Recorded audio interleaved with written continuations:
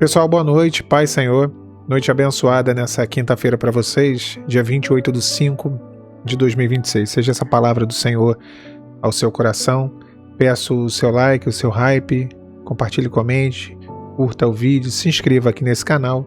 Se você quiser adquirir o meu e-book, clicando no link que vai estar aqui embaixo, para que você possa fazer o download desse livro, falando do meu deserto, falando do meu testemunho.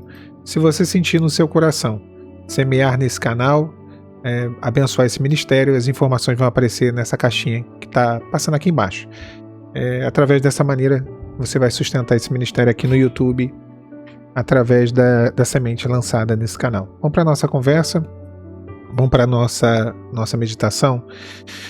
Existem algumas batalhas que elas não são vencidas apenas com espada, sabe? Com espada nas mãos, né? Mas sim com as mãos levantadas diante do Senhor. E eu vou te explicar um pouco sobre isso. Israel estava no deserto, lá em Êxodo capítulo 17, versículo 8 em diante. E eles haviam saído do Egito, tinham visto o mar se abrindo, tinham bebido água que saíra da rocha, recebido grandes livramentos, direção, provisão, milagres. Os milagres estavam tudo acontecendo. Mas de repente uma guerra apareceu. Uma situação de adversidade se levantou, né? E é claro que isso nos ensina algo já aqui nesse contexto muito profundo, porque ser cuidado por Deus não significa uma vida sem batalhas, porque ser um homem e uma mulher de Deus não significa ausência de lutas de forma alguma, pelo contrário, né? Às vezes depois de uma grande provisão, de um grande milagre, vem uma grande guerra. E foi exatamente isso que aconteceu. O texto bíblico ele vai dizer que Amaleque ele peleja contra Israel em Refidim. E Amaleque representa o levante de Satanás, né? Quando nós estamos cansados, quando nós estamos vulneráveis, quando nós estamos no meio de um caminho, né? De um processo. Israel não estava na terra prometida, em Canaã. Israel estava no deserto. Eles não estavam descansando, eles estavam em transição. Era um período, um momento de transição, era um momento de mudança ali, daquilo que eles estavam vivendo, né? Das etapas, né? E é exatamente assim, dessa mesma maneira que muitas lutas elas chegam, né? Quando a gente está tentando obedecer, quando a gente está caminhando, quando a gente está tentando sobreviver, quando a gente está tentando não parar, não desistir. E a batalha ela se levantou no meio do caminho da promessa, não foi qualquer caminho, sabe? Lá em Êxodo capítulo 17, no versículo 8, diz que Amaleque veio contra Israel em Refidim.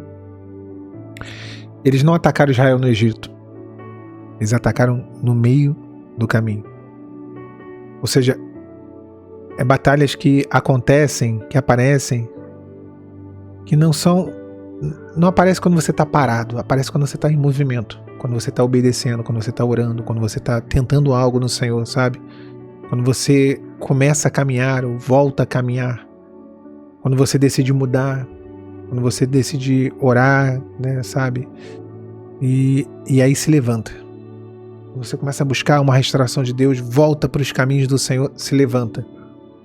Amaleque aparece, de repente, né? Porque o inimigo ele não se incomoda tanto com quem está acomodado, com quem está parado, com quem está paralisado. Mas quando alguém sai do lugar da escravidão, do Egito, e começa a caminhar rumo à promessa, começa a se aproximar da vontade de Deus, se aproximar da promessa, aí, meu irmão, minha irmã, a guerra se levanta. A guerra se levanta.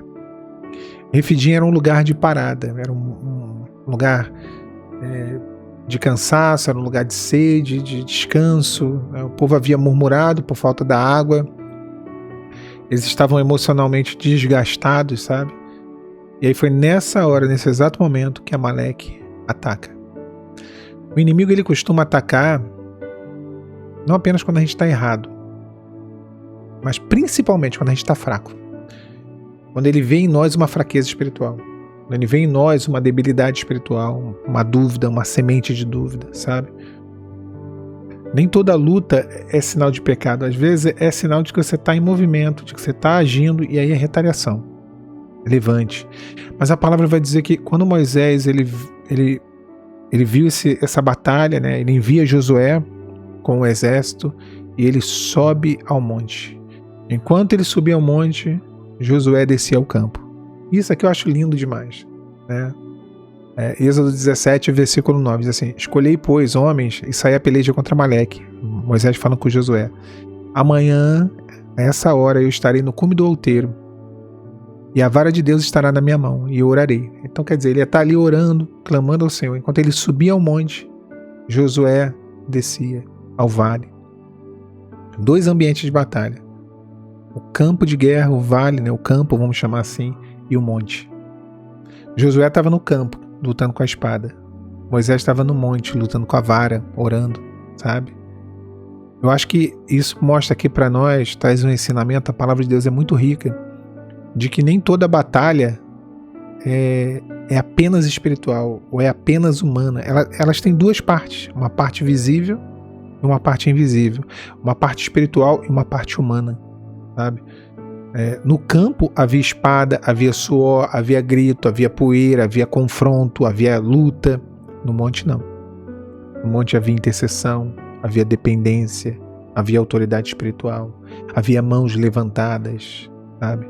E na nossa vida também é assim, não é diferente. Você trabalha, você conversa, você resolve, você age, você enfrenta, toma decisões, está tudo certo. Mas existe uma dimensão, existe um cenário que só é vencido no monte, não é vencido no campo. E aí a gente tem que entregar o campo para Josué, que é o tipo do Senhor Jesus, né? Josué significa o Senhor é a minha salvação. Josué é o nome Jesus em hebraico. O nome Jesus em grego é salvação, né? Então Josué é o mesmo nome, a variação do nome. Então o Senhor, ele é a nossa salvação. É ele quem vai para o campo, e a gente vai para onde? Para o monte, orar. O monte é a oração, irmão, irmã. Você é um ambiente da busca, sabe? Josué representa a ação, Moisés representa a intercessão, é diferente. Nós intercedemos e quem vai agir é o Senhor. É Ele quem vai mover, é Ele quem vai batalhar. É claro que não basta só orar e não agir, tem que orar e agir. Tem também a nossa parte. As obras da fé, porque a fé sem obras ela é morta, né? Mas não basta também agir e não depender de Deus. Temos que depender do Senhor. Então o monte e o campo, eles devem estar alinhados. E às vezes o nosso problema, né, na nossa vida espiritual, na nossa intimidade e experiência com Deus, o nosso problema muitas vezes é no desalinhamento, quase que não sai essa palavra, né, mas é o desalinhamento do monte e do campo. Quando a gente não consegue, sabe, a gente não consegue manter os dois. Quando a gente não consegue, vamos dizer assim, equiparar os dois, o monte e o campo, aí se tem um problema.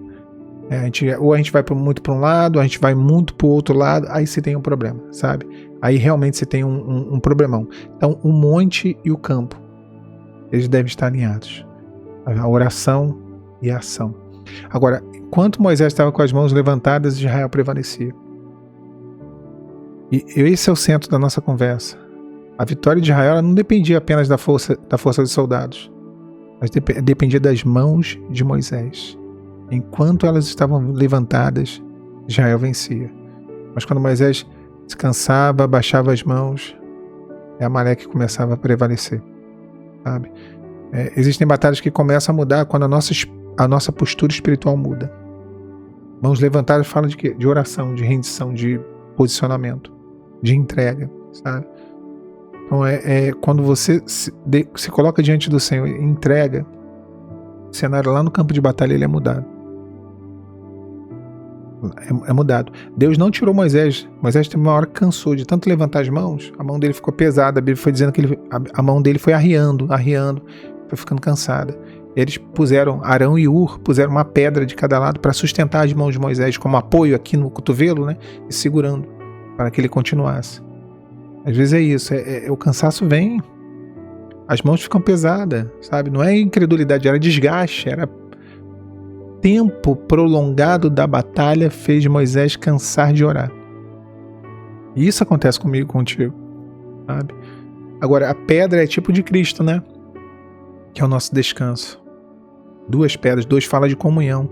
Na nossa comunhão com Cristo, o Senhor é o nosso descanso.